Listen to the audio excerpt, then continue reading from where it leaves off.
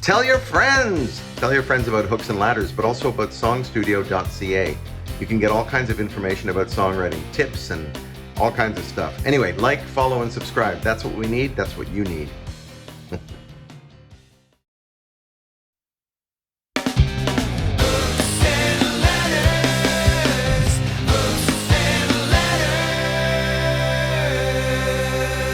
Hey, welcome to Hooks and Ladders. What you're about to see is part of what we did at the SongStudio workshop in Toronto in July 2022. There'll be lots more to see. We're just going to roll it out a little bit at a time. So sit back and enjoy. And if you want to know more about SongStudio, visit www.songstudio.ca and check us out. Enjoy. I have this great experience I just want to share with these guys quickly, that doing these things and doing the shows that I promote that are songwriter shows, you know, sitting in a row with somebody whose music I've only heard recordings of, it's so fantastic to sit beside somebody like just doing it. And I've booked people for some shows who I didn't have that much respect for because I didn't really know them, but they'd had a hit record or something. So I booked them, and then I'm sitting beside them and I realized, oh, that's why they're famous. Yeah. You know, because they're actually fucking good. Well, the funny thing, here's a funny story, because I got a chance to open for Blue Rodeo, my other band. I have another band called the Do Good Assassins. We went on a tour across the country with Blue Rodeo, and I just had, because I guess it was a hangover from the 80s or the 90s of that, I was a young punk when they came up, sort of this attitude like, oh yeah, Blue Rodeo. And I was like, I don't really know any of their songs that well and everything. And then we got on the road, and it was like every night we were like, oh yeah, that one. Oh yeah, that one. And it would just hit me. And then, Jim Cuddy would get behind the piano 2/3 of the way through, and he would hit a chord and he'd go, don't tell me I'm wrong. And I would go, whoa, okay. Holy shit. There it is. Like, there it is. And it's still there. Yeah. Like, he fills the room with his voice, and it's like, you just get I got a chance to step off my snarky box, and just go, most people are successful for a reason, A good reason. There's the odd band that you can't stand and you can't understand why they're famous. But I mean, as I've gotten older, I just realized anybody who's a lifer and does it and works hard at their craft, I don't have to love every, I'm not particularly into prog rock, but it's like, if you do it well and you're committed to it and you know what you're doing, then who am I? Yeah, you don't have to even like it, but you can respect it. Yeah, it's beautiful. And I think there's an analogy for the greater, environment that we're living in right now, is like there's not enough of people respecting people even if they don't agree with them. You know? I mean, there's a line that gets crossed, but I'm just saying within that, far before that line is where we are now, where everybody is just judging everybody all the time. Yeah. And there's no room, for conversation. I talk with my son about the internet all the time, and I just call it the complaint machine, the complaining machine. All the people who complain about Star Wars, the Star Wars people can't do anything right. There's a whole legion of people telling them why they're wrong about this and this and this. It's like, all you're doing is complaining. They made the movie. They made the stories. They write the story. And anyway, and you're talking about a 7-foot sentient dog. Yeah. Come on, let's keep it all in context. Yeah, exactly. How serious could it be? Now, you brought a new song. I did, and it's I'm interested to play this because I'm interested to know where you will figure this falls in. There's certainly a lot. It's definitely, I've been super angry over the last 4 years, and the last record we made was a record called Agitpop, and this record coming up is probably going to be called Welcome to the Plunder Dome. That's good. And there's a lot of pissed off political songs on it. This is one of them, but I feel like this is more like a call to arms and more like a putting our arms around people and trying to. But I'll be interested to find out if you think it's how many fingers I'm wagging. Yeah, waggling. Yeah, okay. Yeah. And I've never played this live anywhere, so I have some cheat sheets here in case I screw up. It's called On a Bad Day. On a bad day, all I see are wars and escalation. On a bad day, all I feel is sadness and frustration.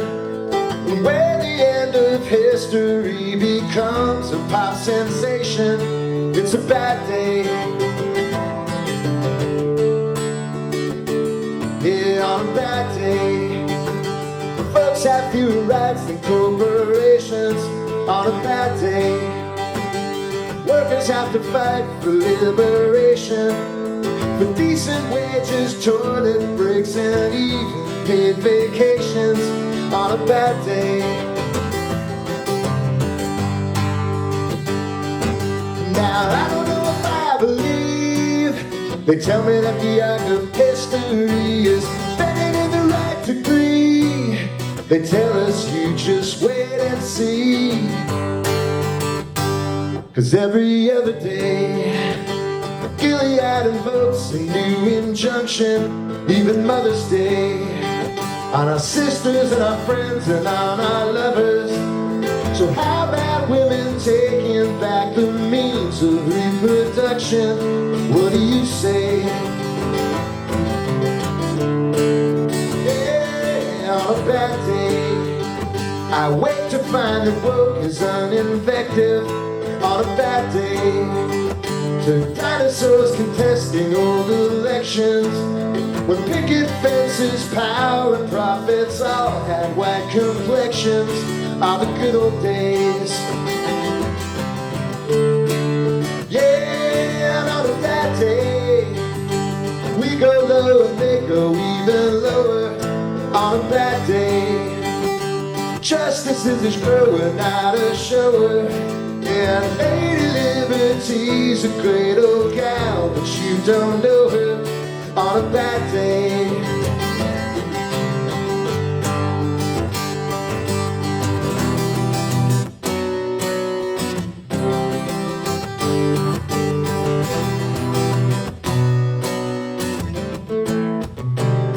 Yeah, it's a sad day when conspiracy becomes a kind of street cred. It's a sad day, the anthem of the fearful and the brain dead.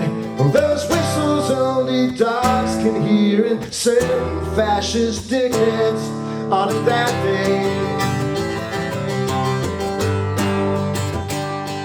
Well, now I don't know if I believe. They tell me that the arc of history is bending in the right degree, but we're not gonna wait and see. And any given day, you're the only thing that I have faith in. On a good day, we wake up with a sweet anticipation, and we vow to burn this old house down and build a new foundation. Maybe someday, maybe someday, oh, maybe one day.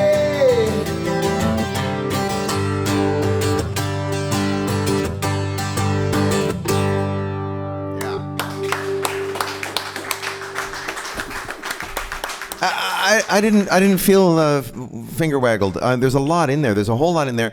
I loved that you brought it down to first of all to some optimism and the personal. So you did that thing. You bring it down from this big wide, and it's not finger waggling, but it is highly detailed, snapshots of society, sort of, as opposed to a personal relationship. But you bring it down to that, and I love that. And I don't think there's so many details in there. So many great lines. I mean, the women taking back the means of reproduction. So there's the mention of Gilead. It's a reference to Marxism at the same time as to abortion and feminism, and it's so rich. There's everything in that song, and I really think it's terrific. But I started to feel it's too long, and then it was like I had 5 other verses I could have sung. I had a thing about Khashoggi and journalism and how dangerous it is to be a journalist these days, and was like, I might have to write part 2. I'm in critique mode because that's what we do here at SongStudio, and I wondered if it was a little long too, but I just love your voice, and so I did wonder. So if you're having that impulse, what I would say to these guys is maybe check it out. Not that you're asking my advice, but that since you mention it, I did start to wonder about that, and yet I enjoyed every second of it. So wow. And when did you finish that? I know it's not really finished, probably. A few months ago, yeah. Yeah, okay, cool. So it's one of your latest songs, though. Yeah, oh yeah, very. How often do you write? Do you write every day? No, I don't write every day, but I do write. I have a funny situation, and I don't know what you guys probably all have completely different processes, but I used to just be that guy would be sitting on the bed in the hotel room, right, and I would write a song, or at home on an acoustic guitar. And then at a certain point I got, Logic and software and all kinds of stuff, and got really interested in that end of it, production, making demos. My partner Joe goes demos with air quotes because, they're pretty wrought out. They have drums and bass, and I play the whole song, right? And so once I got that, it's funny because I don't know if you guys know about, in Logic, there's something called Apple loops.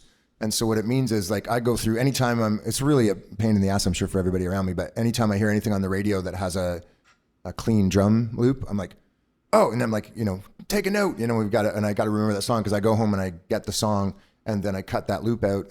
And in Apple Loops, you drop it into a project, and when you put it into Apple Loops, from that point on, anything you bring it into, it will conform to the beats per minute of whatever that is. So you can use it as a sample. You can't release it because it's not your copyright. It belongs to somebody else's master, yeah. But for me, I use it to jam, which is very interesting, because it'll be like I'll pull out a loop if I'm just feeling like jamming, and it might be like from Back to Black, like an Amy Winehouse loop that's kind of got a groove or a funk to it, and then I'll start doing something, and I find that I do things that I would never do if I was just sitting with an acoustic guitar, because when I sit with an acoustic guitar, I write pretty much blown in the wind with whatever lyrics I'm going to write. Like I keep it gets pretty rootsy. But if that's coming on, then I start doing all these funky things that I would never do. Right. And even, like this is another interesting situation. I have a song called California Gothic, which I wrote on guitar. And I had the verse and the choruses and everything, but I didn't have a bridge, and I wanted to have a bridge. And at the same time, we have a piano in our basement. And I thought, I should write a song on piano at some point, just for fun, see what I can do. Yeah. So I took a lunch break from writing this California Gothic. I went and had lunch, and when I came down, I got on the piano and I started mucking about on the piano. And then suddenly I wrote this thing that became the bridge for that song. And it was just because the piano's laid out in a different way, it has this descending passing thing that I never would have written on a guitar. Right. But I wrote it on a piano and then learned it on a guitar. Yeah. And it became a thing. And it was like, I think an important lesson I took away from that was like, just be open to whatever might, whatever noodling, whatever seems like, aimless noodling, it's probably not. It's probably some kind of subconscious vacuum cleaning. You're getting rid of the stuff that isn't going to work, and your mind is working in a way, even when you think it's on pause, it's probably subconsciously sorting things. That's the thing we were talking about the Beatles documentary, when Paul's writing Get Back. He's singing ridiculous stuff. Stuff. And he's playing the chords on the bass. He's playing like just two chords, like a fifth and a root, and he's like on the bass. He's like he's finding the notes, hours. And John's in the corner talking to the producers. Maybe we could have plexiglass cubes, and it's like whenever there's downtime, Paul's over writing a classic, and everybody else is going the long and winding, and the other guys are all having lunch. And there's that moment Ringo goes, "I've farted." And George Martin, and you see George Martin sitting beside him, and it's like, wow, they talk like that to George Martin. That's weird. I've farted. And he, like, so British, I've farted. Yeah, announcing it. Yeah. Writing, remain open. This is what we were talking about. Remain open, try stuff, keep trying stuff. You can't plan everything out. You probably don't sit down and go, I'm going to write a song in G, and I'm only going to use, and I'm going to use the Mixolydian mode and so forth. Like, I definitely don't say that. Exactly. And I don't know any songwriter who does, personally. Maybe Alistair does know people like that. I don't know. I don't. And so my argument is that stuff is handy to know once you're writing, once you're actually producing stuff, then you might need to paint yourself, get yourself out of the corner you may have painted yourself into. But it's not that helpful for me personally, but that's because I don't know much of it. And you also, 100%, things you don't know. Yes. Because we've all been in the car on the way to the cottage and listened to the Beach Boys, and we've all been walking in the mall and heard whatever. And that stuff's going, you people are here for a reason, because you're interested in this stuff. And for your whole life, you've thought about this stuff. You're in the mall, that stuff's going in your brain, and your brain, as I say, is working when you don't think it is. And you're learning things that happen in music, like I was messing around. Speaking of one of these times, I was driving Lawrence and my band crazy because we jumped into the theme song of Blazing Saddles or something. We started playing, and I was on a piano, and I started doing, and there was a way, I can't remember, oh, the blazing saddle or whatever it was. It was like you could do it with 3 chords, but because I have heard musical theater and I know how some of that stuff, because as I said, it's gone in, there were all these passing chords that I put in, and Steven, the guitar player, goes, how do you know how to do that? And I'm like, I don't know, it's like, but it's like, I do know because I'm doing it, but I don't know that I know it. It's just stuff that has gone in there, and your brain has cataloged it, and you probably have access to it. And again, it probably comes back to the Jungian thing, or there's probably some psychoanalytical phrase about it just means getting out of your own way. Yeah. Because probably you're talking yourself out of a lot of stuff. Like I do it all the time, talking myself, oh, is that the worst thing I've ever written? Is that stupid? Should I even show Jill this song? Is it that stupid? It's like, what is that doing for me? You know, like it's doing nothing for me. And then I show her and she might go, yeah, you know, next, you know, or whatever. But certainly, Is that what you do though? You bounce it off Jill? Yeah, and, Like I'm always? horrible for like, this one's like Ryan Adams is backstage at Elton John's after party, and she's like, oh, just play this stupid play the song, song. right? Like, because I have all these things in my mind what it is, and then she'll go, it's you. It's like, it sounds like you. I don't know what you're hearing, but it sounds like you. Right. We hope you've enjoyed this little taste of the SongStudio workshop in Toronto in July 2022. Stay tuned for more.